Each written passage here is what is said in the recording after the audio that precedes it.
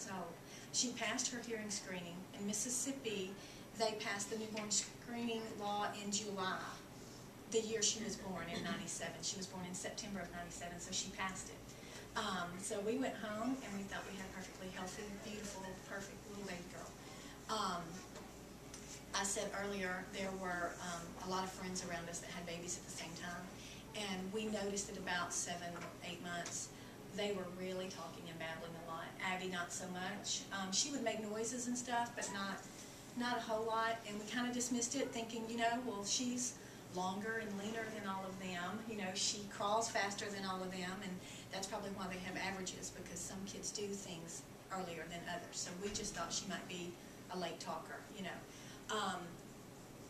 But really within a month of that time, we noticed that she didn't startle to loud noises, that she didn't turn when we were talking to her.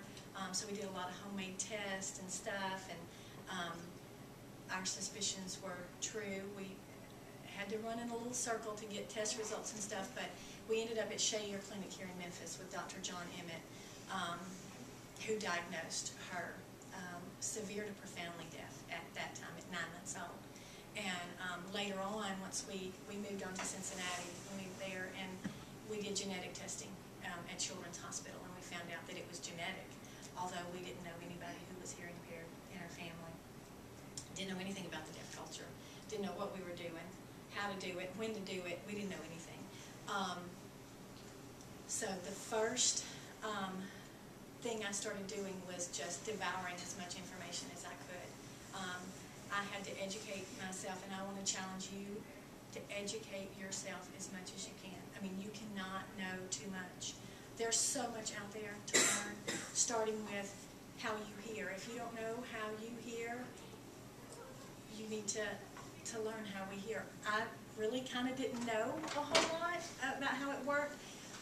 And then I was put in a situation where I had to explain to our families, you know, why we're getting this cochlear implant. So then I had to explain to them how they heard, how Abbey hears, or how she doesn't hear, how she heard with her hearing aids, and how much that cochlear implant was going to help her hear. I had to learn about audiograms. Teresa brought out the audiograms. Everything on that, the decibels, the hertz, the frequencies, where that speech banana is. How much can your child hear of speech? And if you know that, then you'll know what you can expect to get back in language from your child. Go ahead. Can I just say, read the notes that come home in your child's folder. The speech therapist send excellent notes. Also, if your baby is still young enough to take advantage of the parent training program, if you're still covered under Tennessee Early Intervention System and it's free, you will get so much information. Did you have parent training program? I did. I had the most amazing parent advisor in Mississippi. Her name is Paula Kennedy. I still talk to her to this day. We're actually going to see her next week. She was a teacher of the hearing impaired in city schools in Tupelo. She taught sign.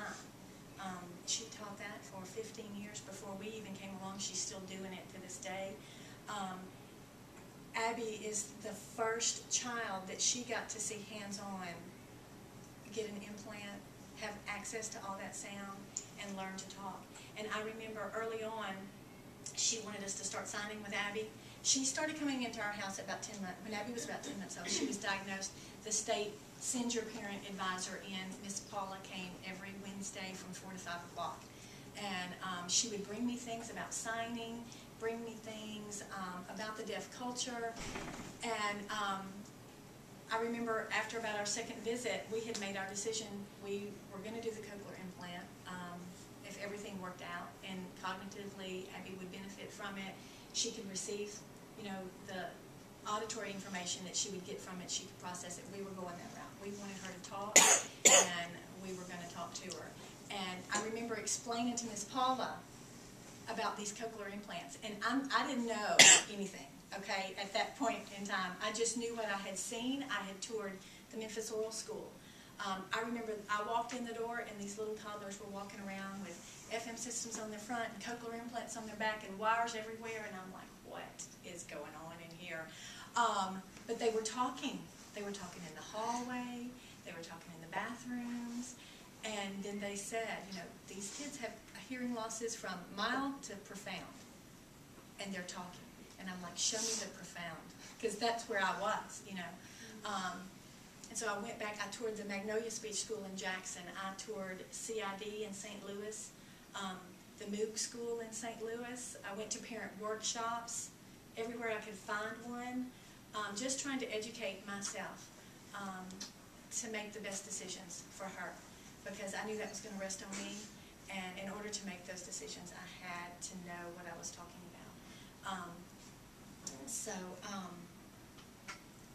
I remember I've got to share this with you, because one of the best things Miss Paula told me, and she told me out of love, you know, I went through a long period where I was just depressed.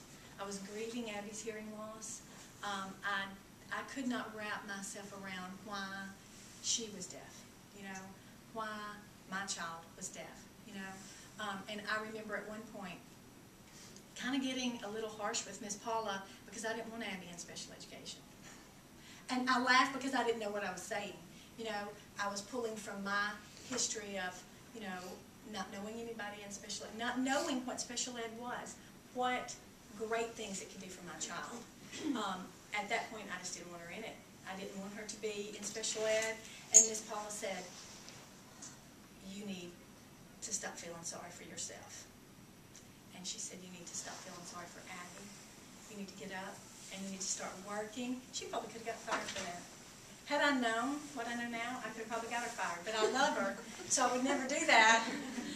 But, you know, she said a lot of things to me that were borderline, but I needed to hear them, and she knew I needed to hear them, and she knew that I had to get on with my stuff so that I could help her. I remember her telling me that nobody is going to do more for my child than me. And teachers and service providers are going to look to you guys, and they want to know what you expect. And you have to know what you expect. You know, you've got to be educated and know what your child can do. You've got to know the audiograms. You've got to know what an IFSP and an IEP and what Individuals with Disabilities Education Act says for your child, so that if you ever had to fight and get a program going, which we had to do in Tupelo. We started an oral preschool program. They told me they don't have that program. They can't do that program for one child. And I said, how many do you need? You know, they said 3. And I thought, okay, how am I going to get 2 more kids? And so as I was doing this research, I found the letter that I sent out to, I thought, okay, they have to go to speech. You know, these kids go to speech. Abbey goes to speech. And so I wrote like a 3-page letter explaining my need. You know, my child is hearing impaired. I want her to be able to go to McDonald's and order a cheeseburger for herself when she's 8 years old. You know, I don't want her to have to rely on a friend who knows how to sign. I want, if she can do it, if it's at all possible that she can do it, I want that world for her. And this is how we're going to do it. We have to have 3 kids. I've been told we have to have 3 kids. Those 3 kids need to have an IEP in place before they're eligible for this program. We need a teacher of the deaf. We need a speech therapist. The only way we're going to get that is if you go to your school district and say, this is what I want. I hear there's a class in Tupelo that's starting. I had 8 kids sign up for that class, 3-year-olds, 8. We pulled from 5 school districts. They bussed those kids in. It was awesome. But you have to know the law. You have to know what the law says that your child is entitled to, you know, a free, appropriate education, what that means for your child. So educate yourself.